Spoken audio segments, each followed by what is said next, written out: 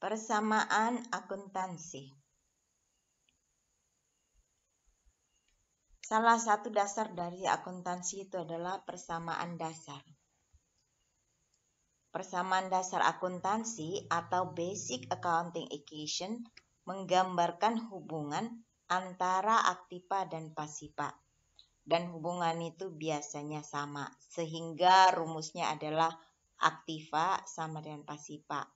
Aktiva ini adalah harta, terdiri dari harta lancar dan harta tetap. Sedangkan pasiva terdiri dari modal dan kewajiban. Kewajiban ini disebut dengan utang. Nah, modal itu merupakan hak dari pemilik perusahaan. Sedangkan utang atau liabilities itu kewajiban pihak perusahaan atau hak dari pihak kreditur atau pihak luar yang mempunyai tagihan kepada perusahaan. Nah, jadi berdasarkan persamaan akuntansi ini dapat dinyatakan bahwa aktiva sama dengan kewajiban ditambah modal. Dan kemudian di sisi pasiva itu ada penghasilan atau pendapatan dan beban. Jadi kalau diistilahkan dengan istilah bahasa Inggris akuntansi adalah aset sama dengan liabilities ditambah capital ditambah income dikurangi expense. Expense itu adalah beban atau biaya. Nah, setiap transaksi di dalam persamaan akuntansi dicatatkan berdasarkan prinsip berpasangan atau double entry, yaitu prinsip untuk menjaga keseimbangan antara kekayaan dan sumber pembelanjaan kekayaan, atau istilah singkatnya menjaga keseimbangan antara aktiva dan pasiva. Maka disebut dia persamaan, harus sama. Hasil daripada aktiva sama dengan hasil daripada pasiva. Artinya berapa harta kita, segitulah yang akan kita belanjakan, segitulah yang akan kita upayakan.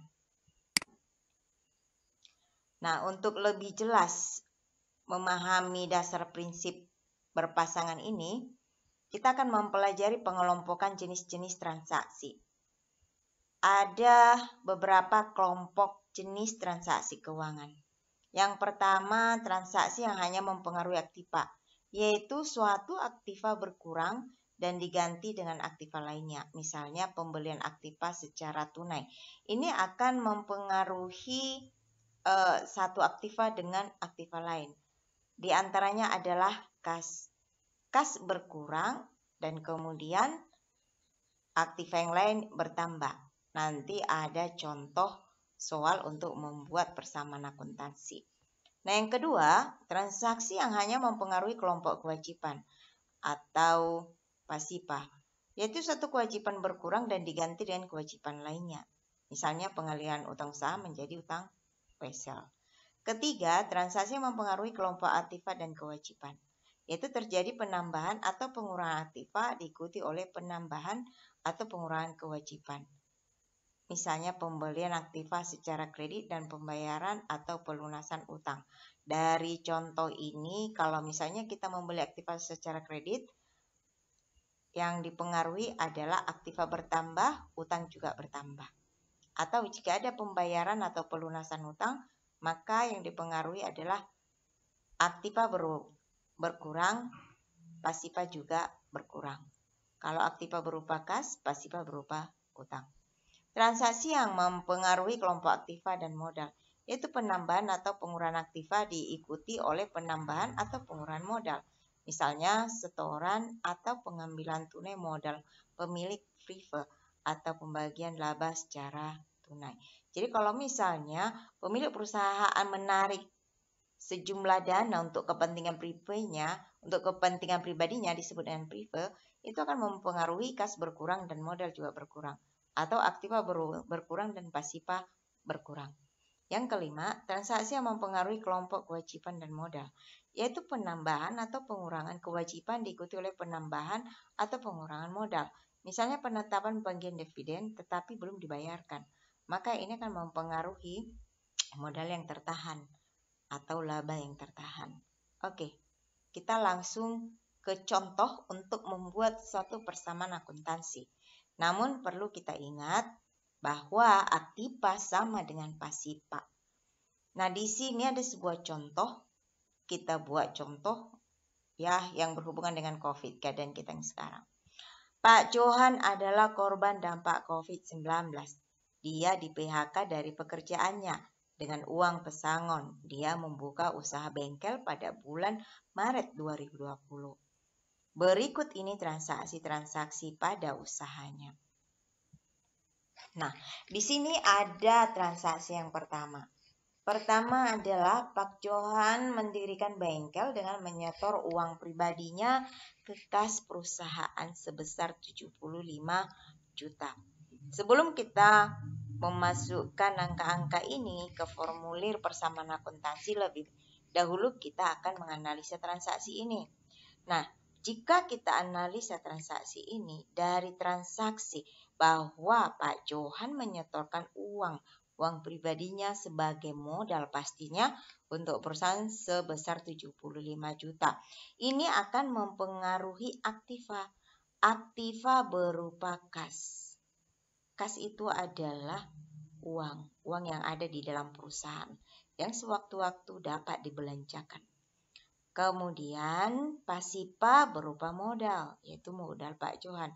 Nah, karena penyetoran uang tunai sebesar 75 juta ini akan mempengaruhi aktiva berupa kas bertambah dan modal juga bertambah dalam jumlah yang sama, yaitu 75 juta. Nah, kemudian transaksi yang kedua. Pak Johan meminjamkan uang ke bank sebesar 150 juta. Ini otomatis akan menambah uang kas sebesar 150 juta. Dan sekaligus utang. Kan dia meminjam ke bank. Maka utang bertambah 150 juta. Nah, kalau tadi modal bertambah 75 juta, aktiva 75 juta, pasiva 75 juta. Sekarang aktiva bertambah 150 juta, kemudian pasiva 150 juta. Masih seimbang. Seimbang dalam bahasa akuntansinya adalah balance. Masih balance. Kita lanjutkan. Transaksi yang ketiga. Pak Johan membeli peralatan bengkel dari Tokopedia sebesar 12 juta secara kredit. Berarti di sini Pak Johan menambah hutang. Hutang kepada siapa? Kepada Tokopedia. Berapa jumlahnya? 12 juta. Selain itu apalagi yang dipengaruhinya? Yaitu aktiva. Aktiva berupa peralatan bertambah dalam jumlah yang sama. Jadi jika pasiva bertambah 12 juta dan aktiva bertambah 12 juta sampai transaksi yang ketiga ini antara aktiva dan pasiva masih balance atau seimbang. Kita lanjutkan yang transaksi berikutnya. Transaksi yang keempat. Perusahaan Pak Johan membeli perlengkapan bengkel sebesar 10 juta secara tunai. Secara tunai. Berarti kontan. Ini akan mempengaruhi uang kas keluar untuk membeli perlengkapan ini. Uang kas perusahaan tentunya. Nah, di sini aktiva bertambah 10 juta berupa perlengkapan. Demikian juga dengan kasnya berkurang 10 juta. Jadi tambah 10 juta berkurang 10 juta hasilnya 0. Jadi meskipun di aktiva dia berinteraksi ada 10 juta bertambah, tapi karena berkurang 10 juta sampai transaksi keempat ini aktiva dengan pasiva itu masih balance. Semoga kalian paham ya. Selanjutnya transaksi yang kelima. Menerima pendapatan jasa bengkel sebesar 3 juta secara tunai. Dia udah buka bengkel, udah minjam uang, udah membeli peralatan, perlengkapan. Tentu dong dia punya penghasilan yaitu jasa bengkel. Yaitu sebesar 3 juta secara tunai. Nah, untuk kata secara tunai, seandainya pun tidak ditulis di sini secara tunai, jika ada transaksi tidak menuliskan secara tunai, itu artinya tetap tunai. Tapi kalau dituliskan secara kredit, berarti dia kredit atau dibayar kemudian, berarti belum tunai. Jadi kalau ini ditulis secara tunai ini bisa iya, bisa tidak, tapi artinya tetap sama, yaitu tetap tunai. Nah, jika ada penerimaan jasa bengkel, ini akan menambah penghasilan, pendapatan. Tadi kita udah mengetahui bahwa antara aktiva dan pasiva itu harus balance. Di antara pasiva itu ada juga pendapatan dan ada beban. Nah, ini pendapatan. Maka ini akan menambah pasiva berupa modal 3 juta. Dan kemudian aktiva juga akan bertambah 3 juta. Yaitu berupa kas. Sejauh ini antara aktiva dan pasiva masih balance.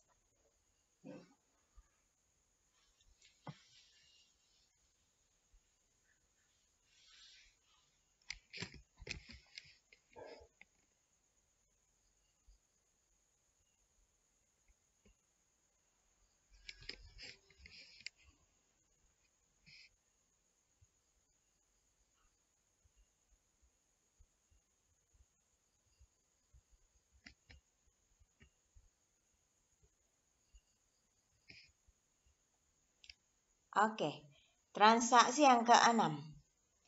Membayar sebagian utangnya pada Tokopedia atas pembelian peralatan sebesar 7 juta. Tadi ada pembelian peralatan sebesar 12 juta. Itu secara kredit berarti utang. Nah, sekarang Pak Johan mungkin sudah mampu membayar sebagian utangnya ke Tokopedia atas pembelian peralatan. Itu sebesar 7 juta. Dari transaksi ini akan mempengaruhi aktiva. Aktiva berupa kas akan berkurang. Demikian juga dengan modal itu akan mempengaruhi. Tetapi di sana, demikian juga dengan pasiva, yaitu berupa utang. Utang berkurang. Jadi, utang berkurang 7 juta dan kas juga berkurang 7 juta. Nah, sejauh ini antara aktiva dan pasiva masih balance. Kita lanjut transaksi yang ke-7. Pak Johan mengambil uang kas perusahaan untuk keperluan pribadinya. Ini disebut dengan prive sebesar 3.500.000.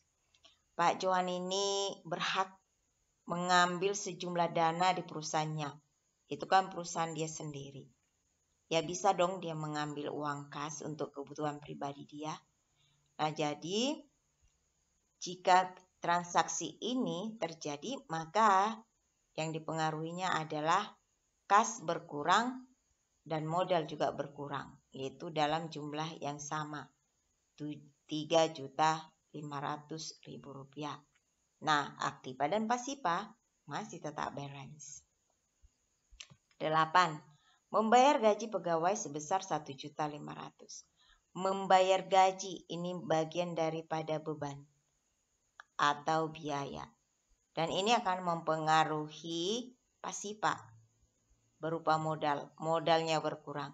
Juga mempengaruhi aktiva. Aktiva berupa berkurang berupa kas dalam jumlah yang sama.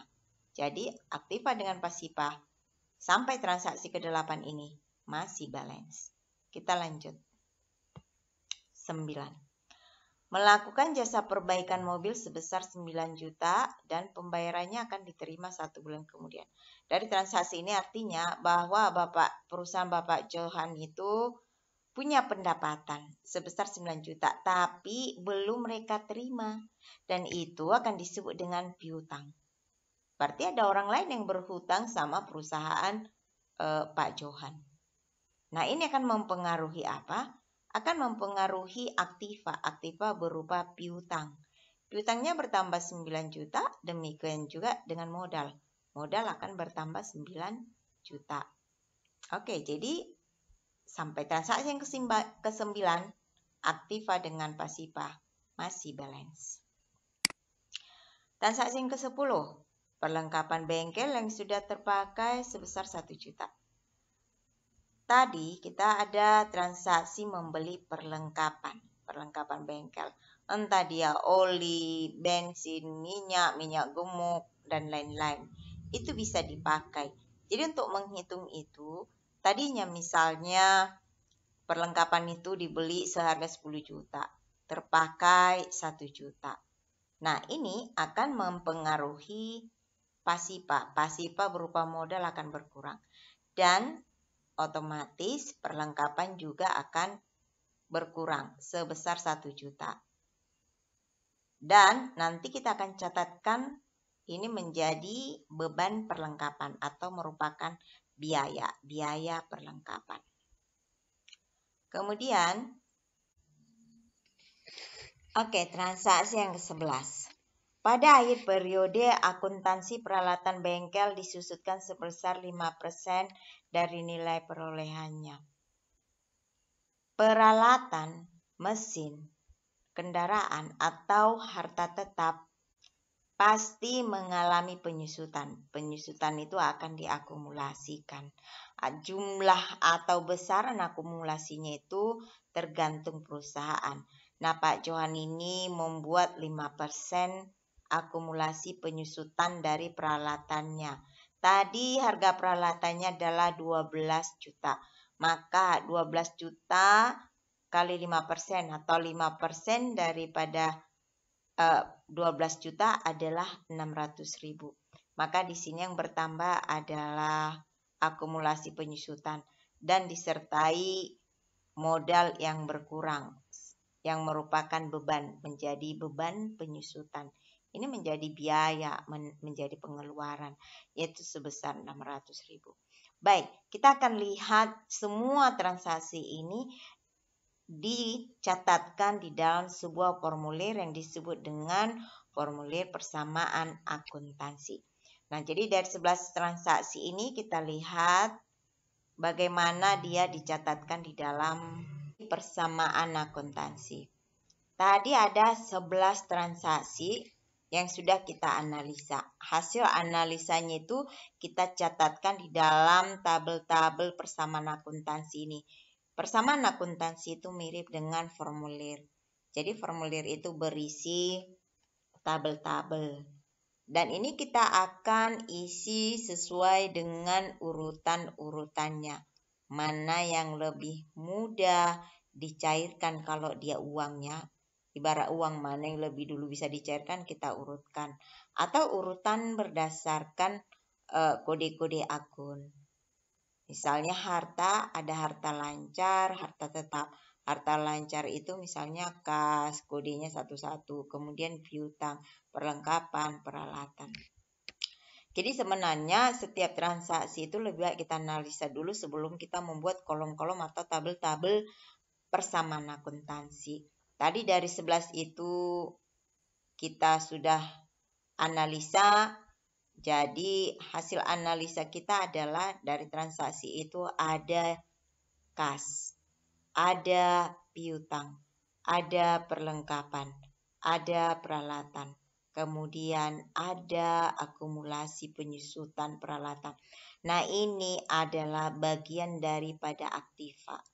Nah, kemudian sisi pasipa itu adalah utang modal. Kemudian jika ada pendapatan, prive, dan beban. Tadi sudah dijelaskan sebelum ini bahwa bagian daripada pasipa itu adalah kewajiban modal, kemudian ada lagi pendapatan dikurangi beban gaji. Nah, kas. Berdasarkan transaksi yang pertama tadi, kas ada 75 juta. Kalau kita lihat dari sini kas dengan modal di awal, berarti ada penyetoran. Ada setoran sebesar 75 juta yang menambah kas dan menambah modal. Kemudian transaksi yang kedua, ada juga penambahan kas dan utang 150 juta.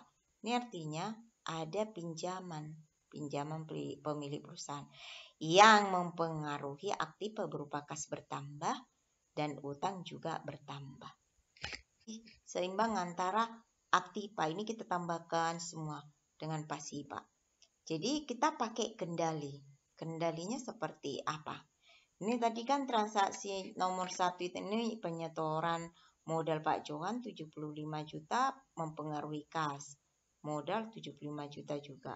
Kemudian Pak Johan meminjam uang dari bank 150 juta yang mempengaruhi kas bertambah dan utang juga bertambah. Nah, ini ada Pertama sih kita buat 2 transaksi dulu baru kita kendalikan. Cara mengendalikannya seperti ini supaya kita tidak akan melakukan kesalahan pada transaksi-transaksi berikutnya. Jadi kita mudah memeriksa.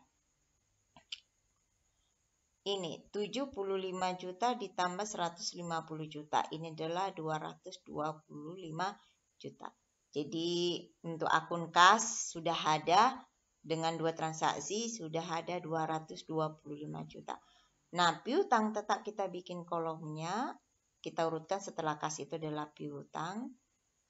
Tapi dia belum ada berisi karena di transaksi 1 dan 2 tak ada berhubungan dengan piutang. Kosongkan dulu. Kemudian perlengkapan juga begitu, dikosongkan karena tak ada transaksi. Nantilah transaksi itu baru kita isi. Yang penting kolomnya kita sudah siapkan. Kemudian peralatan masih kosong, akumulasi masih kosong. Nah, utang. Utang ini bertambah 150 juta dan modal 75 juta. Nah, jika kita tambahkan antara utang dan modal 150 juta ditambah 75 juta hasilnya adalah 225 juta. Jadi pasipa, aduh gimana sih mouse-nya nih? Jadi pasipa sebesar 225 juta. Jika pasipa adalah sebesar 225 juta, aktiva pun harus 225 juta. Kita periksa. Oke. Benar, ini 225 juta, ini 255 juta. Sampai saat ini, sampai transaksi yang kedua, persamaan ini masih sama, masih seimbang, masih balance. Berarti benar, tidak ada melakukan kesalahan. Oke, transaksi yang ketiga tadi, ada pembelian peralatan sebesar 12 juta. Jika kita tadi sudah paham tentang menganalisa transaksi, maka hanya melihat kolom ini, kamu sudah pasti mengerti. Tanpa harus melihat transaksi itu. Oh, jika peralatan bertambah 12 juta, utang bertambah 12 juta, ini artinya bahwa peralatan diberi secara kredit. Nah, jadi tadi ada pembelian peralatan sebesar 12 juta dari Tokopedia, tetapi kredit. Nah, ini yang menambah peralatan bertambah, demikian juga dengan utang karena kredit. Oke, sekarang kita kendalikan. Apakah masih balance antara aktiva dan pasipa? Hitung, totalkan, cari jumlahnya. 225, ini masih kosong, 12 juta, kosong. Ini 150 juta tambah 12 juta menjadi 162 juta, ditambah 75 juta. Oke, 162 ditambah 75 juta sama dengan 237. Masih balance dengan 225 juta tambah 12 juta. Sejauh ini masih benar pekerjaan kita. Masih seimbang antara aktiva dan pasipa. Kemudian transaksi yang keempat. Jika kita lihat kas 10 juta. Ini tadi transaksi keempat ini adalah kita membeli perlengkapan sebesar 10 juta secara tunai. Maka ini yang berpengaruh hanya aktiva. Transaksi-transaksi tadi kan ada jenis transaksi ya yang mempengaruhi aktiva bertambah dan aktiva berkurang ya, masih ingat ya. Nah, jadi ini pembelian perlengkapan 10 juta. Tentunya karena dia tunai akan pengaruh kepada kas. Kasnya juga berkurang 10 juta. Dia tidak berpengaruh dengan pasipa. Jadi sejauh ini dia masih balance. Tambah dengan kurang sama dengan 0. Berarti tak ada pengaruh ke aktiva, tak berpengaruh ke pasipa. Itu kalau totalnya. Karena ini plus dengan minus ya 0. Nah, jadi meskipun ada pertambahan perlengkapan 10 juta karena kasnya berkurang 10 juta, maka total daripada ini adalah masih balance itu. Jadi ini kita kendalikan. Kita lihat nanti totalnya apakah masih benar. 225 juta dikurangi 10 juta sama dengan 215 juta. Nah, di sini 10 juta ini tanda kurang. Ini artinya berkurang. Karena kan di sini tidak ada lambang tambah, nggak ada kurang.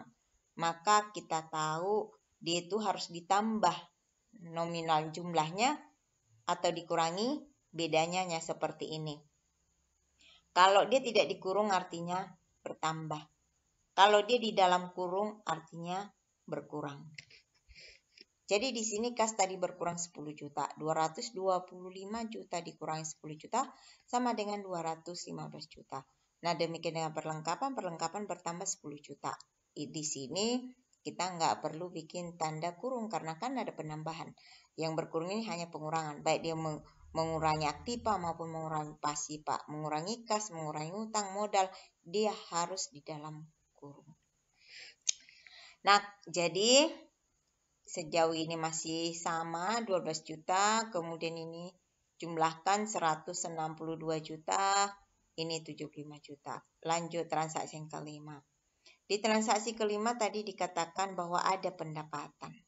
Kan di sini nggak ada kolom pendapatan ya, kita catatkan di keterangan saja pendapatan.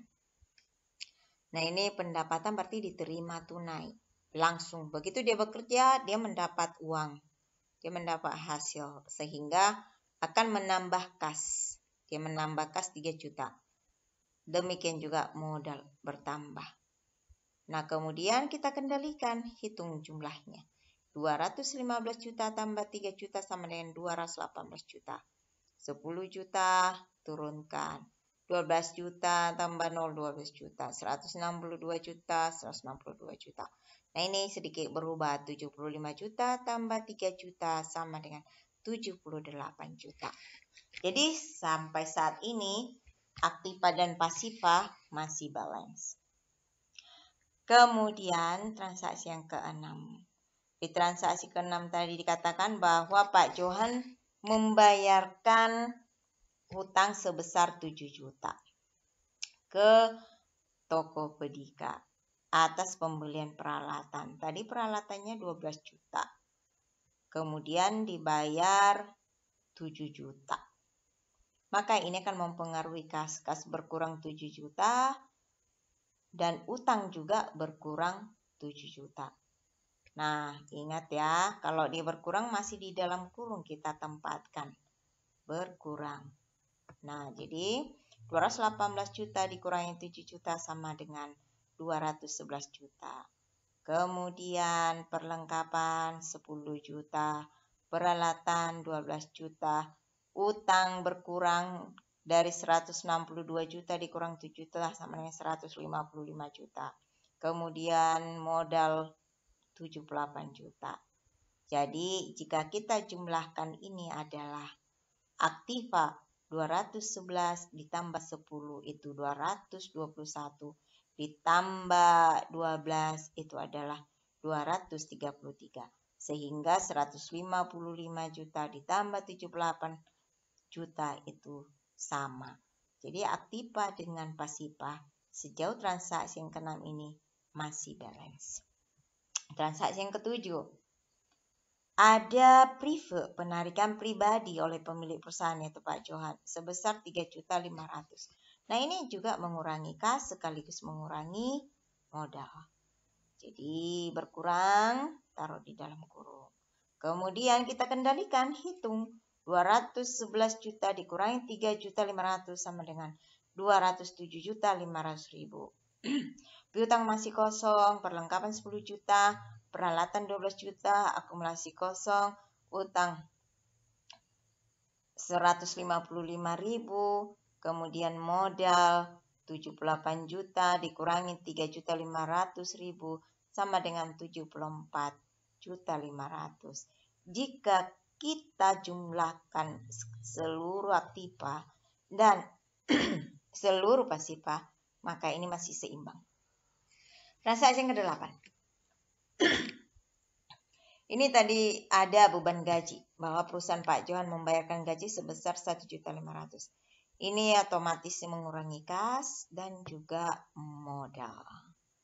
Ya, kurang beban gaji. Karena tidak ada kolom beban, maka kita tuliskan di kolom keterangan beban gaji. Sekarang kita kendalikan lagi. 206.500 dikurangi 207.500 dikurangi 1.500.000 sama dengan 206 juta. Oke, kemudian perlengkapan 10 juta, peralatan 12 juta, utang 155 juta, kemudian 74 juta dikurangi 500.000, 74 juta 500.000 dikurangi 1.500.000, modal 73 juta. Selanjutnya, transaksi yang ke-9. Di sini ada piutang 9 juta, ada modal 9 juta. Catatan keterangan adalah pendapatan. Ini artinya bahwa ada pendapatan yang belum diterima. Kita sudah menjual jasa kita, tetapi kita belum mendapatkan uangnya. Disebut dengan piutang. Maka di sini piutang bertambah 9 juta, modal juga bertambah 9 juta. Nah, kita kendalikan 206 juta kurang kosong 206 juta. Ini sudah ada piutang sekarang menjadi 9 juta, perlengkapan 10 juta, peralatan 12 juta, akumulasi masih kosong, utang 155 juta, modal 82 juta. Transaksi yang ke-10, ada beban perlengkapan. Tadi ada pemakaian perlengkapan sebesar 1 juta. Nah, ini akan mengurangi jumlah perlengkapan dan akan mengurangi modal. Karena perlengkapan itu adalah modal sumber daya perusahaan. Jika itu sudah terpakai, maka modal pun akan berkurang. Jadi perlengkapan berkurang 1 juta, modal berkurang 1 juta, dan itu disebut dengan beban perlengkapan. Nah, kemudian kita kendalikan 206 juta, 9 juta, 10 juta kurang 1 juta menjadi 9 juta.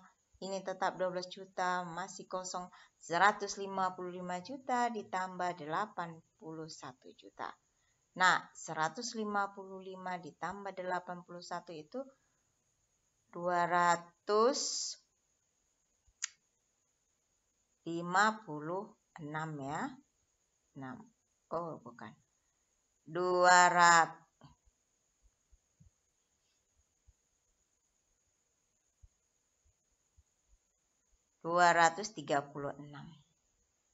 ya, antara aktiva dengan pasiva. Nanti kamu hitung pasti sama.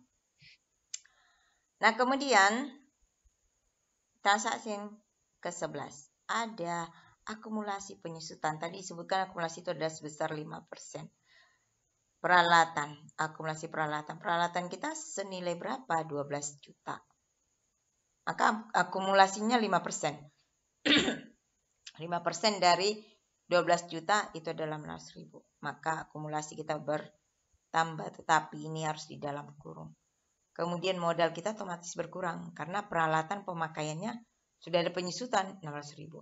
Nah, jika kita kendalikan dengan nilai total, maka nanti aktiva dengan pasiva ini akan balance.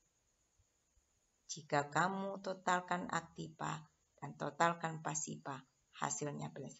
Jika itu balance, maka persamaan yang kamu buat itu sudah benar. Nah, dengan memperhatikan tabel persamaan dasar akuntansi tadi, maka kita akan bisa menyimpulkan bahwa komposisi dan nilai posisi keuangan mengalami perubahan akibat pengaruh transaksi, tetapi keseimbangannya tetap terjaga. Meski berubah-ubah, tetapi aktiva dengan pasiva masih balance, masih bisa seimbang. Kemudian yang kedua, setiap pencatatan dilakukan berdasarkan prinsip berpasangan atau double entry. Yang ketiga, keseimbangan dan berpasangan merupakan dua prinsip dasar dalam pencatatan akuntansi keuangan. Nah, inilah dia tentang persamaan akuntansi.